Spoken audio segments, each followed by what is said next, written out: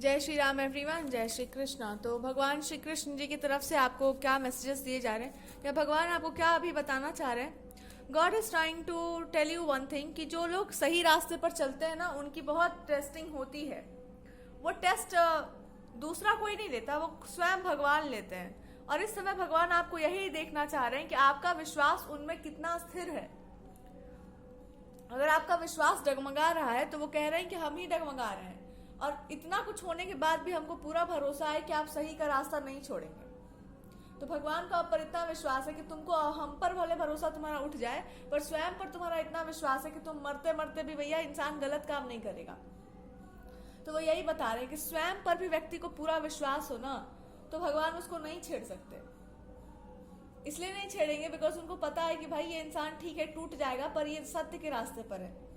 तो वो दो बातें बता रहे हैं। एक चीज, जो इंसान अपने धर्म पर, अपने सत्य पर अड़ जाता है, भगवान उसके सामने जरूर होते हैं। और दूसरा कि सत्य और धर्म पर अड़ने के बाद भी आपको ईश्वर की आवश्यकता तो है ना, क्योंकि वो तो परमात्मा है।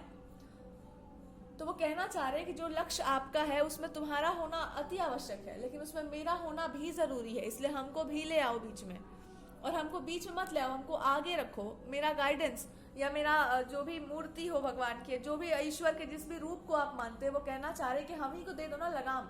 तुम क्यों हर लड़ाई खुद से लड़ना चाहते हो, चाहती हो?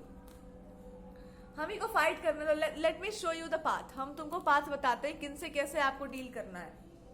सो यही वो आपको बता रहे हैं कि जिसका रास्ता बिल्कुल सही रहता है उसको भगवान के हाथों में ही लगाम देनी चाहिए कि प्रभु आप ही देखिए। उसको फिर किसी और से मित्रता, फिर किसी और से बैर, किसी और के सामने अपने आप को अच्छा बनाना, किसी और के सामने खुद को झुकाना, ये सब कुछ छोड़ देना चाहिए।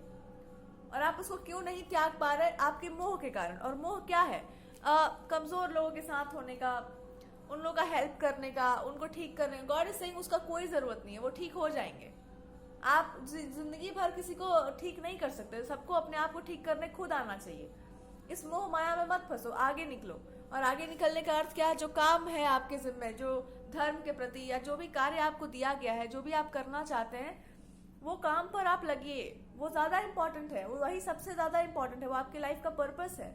और ये जो रोने गाने वाले कमजोर प्राणी, ये कोई कमजोर प्राणी नहीं है। ये वो लोग हैं जो कायर है, अपने कर्तव्य से भाग रहे हैं। तो कर्तव्य से तुम मत भागो, और आपकी कर्तव्य निष्ठा को देखकर हो सकता है बाकी लोग भी जाग जाएं। तो आप अपने रास्ते पर अकेले चलो, कोई जरूरत नहीं। और सारथी भगवान खुद बनेंगे आपके। वो कह रहे हैं कोई मोह माया छल कपट प्रपंच कुछ नहीं जीतेगा तुमसे। तुम बस ये कह लो कि हम अपने रास्ते पर आप टिके हैं, आपके बारे में वो देख चुके हैं, तुम टिके हो। आपको रिमाइंड करवा रहे थे। खुद पर भरोसा ना हो ना, तो एक बार अपने आप को टेस्ट करके देख लो। और आपने दिखा दिया कि भाई हम नहीं गिर पाएंगे, हम नहीं झुकने वाले। तो भगवान अब कह रहे हैं कि अब समझ गए कि हम तुम्हारे साथ क्यों हैं। बहुत कम लोग होते हैं ऐसे। तो अगर हम तुम्हारे साथ हैं तो एक काम करो, अब मेरा पूरा यूज करो, मेरा पूरा बेनिफिट लो। जिसके साथ भगवान होते हैं वो ये भी बोलते हैं कि मेरा पूरा बेनिफिट तुम नहीं ले पा रहे हो, तो क्या फायदा फिर मेरे होने का? सेना नहीं देंगे, ठीक है, कोई बात नहीं, सेना नहीं चाहिए तुमको, हम ही चाहिए ना। ये बड़ी सेना हरा देंगे हम। सो गॉड इज सेइंग कि अरे मतलब कुछ तो हम पे रहम खाओ। अगर भगवान ही है और आपने भगवान को ही मांग रखा है, आपने सत्य के रास्ते को चुन लिया है, तो वो कह रहे हैं कि अरे हमसे अधिकार से तुम बोलो। तुमसे फिर मेरा कोई फॉर्मेलिटी वाला रिश्ता नहीं होगा, तुमसे फिर एक स्नेह का बंधन है, एक प्रेम का रिश्ता है। और ऐसे में कुछ मांगा वांगा नहीं जाता है। ऐसे में सब कुछ ऐसा ही होता है कि जो मेरा है सो तुम्हारा ही तो है। अब इसमें यही नाता चलता है फिर।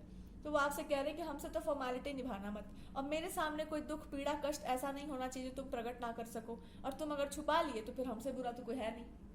भक्त होते तो तुमको छोड़ देते, तुम तो प्रेम के नाते पर आ गए हो। सो भगवान जी यही बता रहे हैं कि अब प्रेम के रिश्ते पर अगर आप आ गए हो या ऐसा आपका मन हो, तब आप तो कोई पीड़ा कष्ट तो आप छुपा नहीं सकते उनसे।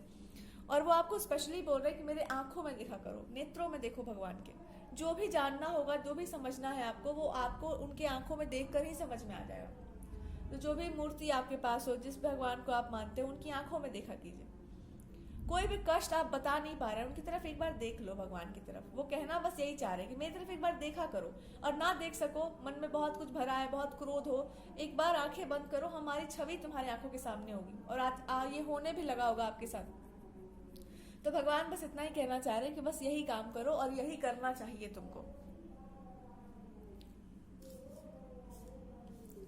इसके अलावा गॉड इज सेइंग कि आपके मन में जो भी क्रोध भरा हुआ है, जो भी नफरत आ रही है, जो भी घृणा आ रही है, जो कुछ भी आ रहा है, ये आपका नहीं आ रहा है, ये मानवता के प्रति आपका आ रहा है कि हम सही है तब भी इंसान मेरे पीछे पड़ सकता है, मेरा कोई दोष ना हो फिर भी हमको दोषी साबित किया जा सकता है, हम कुछ भी नहीं किए हो फिर भी मेरे ऊपर सारा लांछन लगाया जा सकता है, फिर भी पूरा दुनिया मेरे पीछे पड़ सकती है, फिर भी अच्छे अच्छे रईस बड़े बड़े घर के लोग जो हो सकते हैं या अपने आप को जो प्रतिष्ठित मानते हैं, जो बहुत पावरफुल मानते हैं, वो लोग भी ये बात क्यों नहीं समझ सकते हैं कि सत्य से बड़ा कुछ नहीं होता। और इस बात पे आपको क्रोध आ रहा है कि इंसान इतना गिर गया है क्या, मोरालिटी हमारी इतनी नीचे चली गई है कि आज भी इंसान यही समझता है कि पैसा और प्रतिष्ठा ही सबसे बड़ा है। आपको क्रोध आ रहा होगा कि कितना घटियापन है ये, और अगर कोई इंसान सच बोल रहा है तो उसको ऐसे ह्यूमिलिएट किया जाएगा, ऐसे नीचा दिखाया जाएगा, ऐसे तोड़ा जाएगा। भगवान कह रहे हैं तुम गलत डायरेक्शन में सोच रहे हो या गलत डायरेक्शन में आप सोच रहे हैं। आपको ये सोचना चाहिए कि अगर उनके पास पद है या प्रतिष्ठा या कुछ भी अच्छा है तो मान लो कि कोई ना कोई ब्लेसिंग है उनके ऊपर।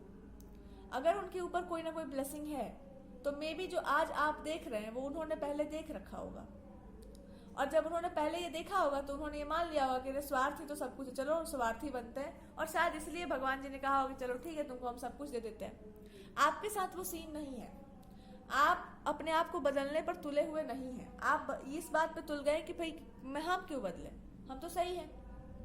तो अब भगवान कह रहे हैं कि जब तुम इस बात पे तुल गए हो कि हम बिल्कुल सही है, तब अब तुम्हारा युद्ध नहीं है कोई, तुम युद्ध जीत गए। यही सबसे बड़ा युद्ध होता है जीवन में। दो ही निर्णय इंसान को लेने पड़ते हैं, या तो आप संसार के सामने समर्पण कर लीजिए और संसार के सामने बड़े बन जाइए, या तो आप ईश्वर के सामने समर्पण कर लीजिए और बड़प्पन का अहंकार ही छोड़ दीजिए कि हमको बड़ा बनना ही नहीं है, दुनिया के सामने हमको बड़ा ही नहीं बनना है, हमको तुम्हारे सामने रहना है वो छोटा बन के। तो भगवान कह रहे हैं कि जब इस तरह से इंसान अड़ जाता है कि तुम ही जो बोल रहे हो वही होगा, अगर तुम जो बोल रहे हो वो नहीं होगा तो फिर हमको कुछ नहीं करना, फिर हमको कुछ नहीं चाहिए। तो गॉड इज सेइंग कि जब इस तरह से इंसान अपने आप को रख लेता है कि हमको नहीं जाना है फिर दुनियादारी में, तेल बेचने गया फिर, तो फिर ऐसे व्यक्ति का बस एक ही उपाय या एक ही प्रारब्ध या एक ही भाग्य बन सकता है, वो ये है कि फिर हम उसके हिस्से में आएंगे, और जिसके हिस्से में हम आ जाएंगे उससे अमीर, उससे बड़ा फिर दूसरा कोई नहीं होता।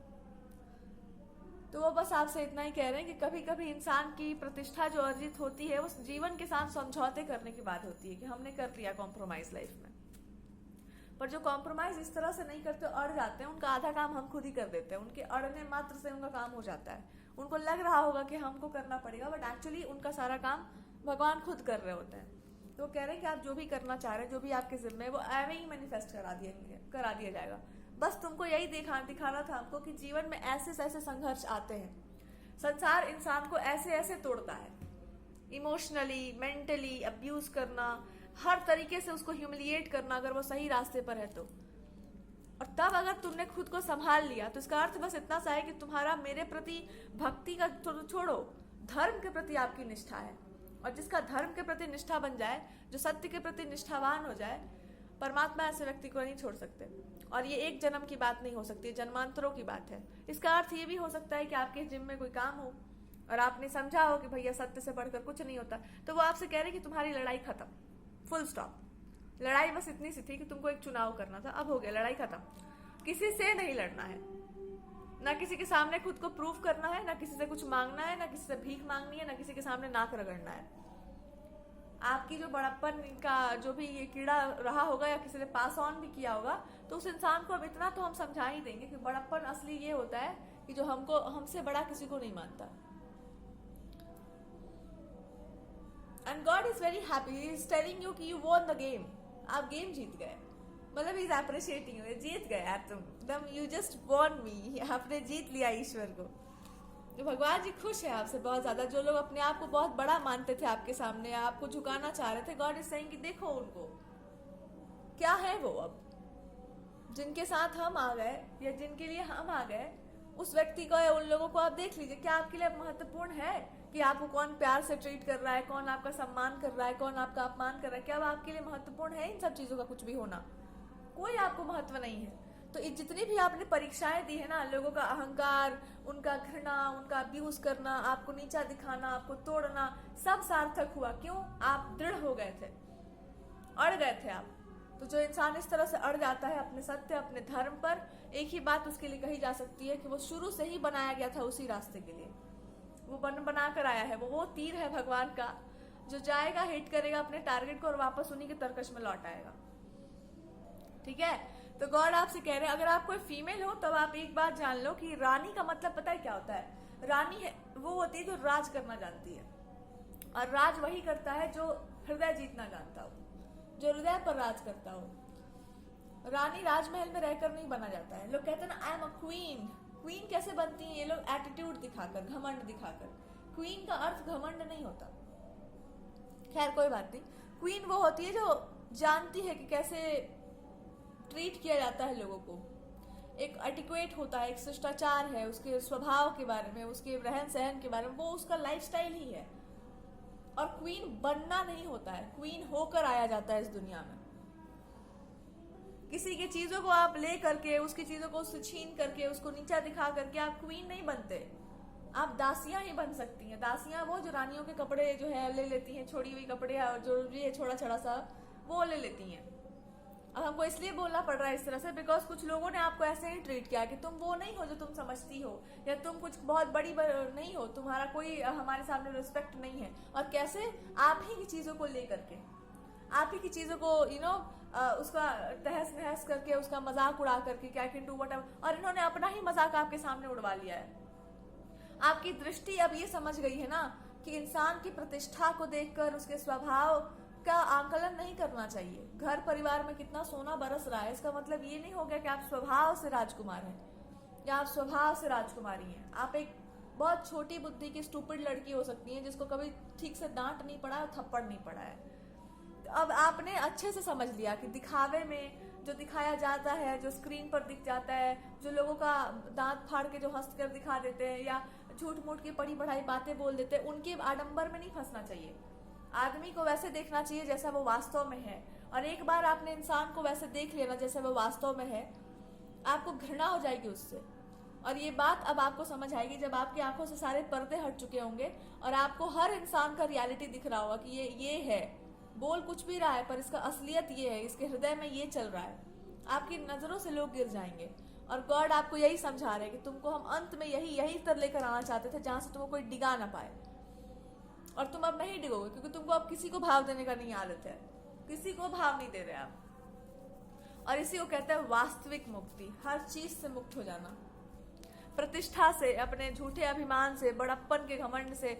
प्रतिष्ठा में भी फंस जाना एक बहुत बड़ा वो होता है, कीड़ा होता है कि हम बहुत अच्छे इंसान हैं, लोगों के मुंह से वाहवाही सुनना, ये एक तो सबसे बड़ा ईगो है कि हमको लोग अच्छा बोलते हैं, अब हम अपने जीवन के बारे में अच्छा नहीं सोचेंगे क्योंकि अगर हम अपने बारे में सोचे तो लोग क्या सोचेंगे। ये सारी जो चीजें होती हैं, इट्स ऑल्सो ईगो। अब आपको भगवान ये समझा रहे हैं कि अब आपको क्या कोई कंफ्यूजन है किसी इंसान के पर्सनालिटी के बारे में या अपनी रियलिटी के बारे में? कोई कंफ्यूजन आपको नहीं होगा। कंफ्यूजन आपको इसलिए भी नहीं होगा बिकॉज आपके जैसा बनकर के कोई आपके साथ नहीं रह सकता, और किसी और के जैसा आपको बना करके भी कोई आपके साथ नहीं रह सकता। तो आपके साथ कौन रहेगा? आपके साथ वो रहेगा जिसका चुनाव स्वयं भगवान करेंगे। आप भगवान पर पूरा विश्वास करिए, और जो जहां जिस खूटे में वो बांधेंगे उस खूटे में चुपचाप बंध जाना, ठीक है? क्योंकि वो अब अंत में आपको यही समझा रहे हैं। अब तुम समझ गए सारा खेल, सारा तमाशा, बस यही सारा खेल और सारा तमाशा था। इस मोह के बंधन से आप मुक्त हो जाइए।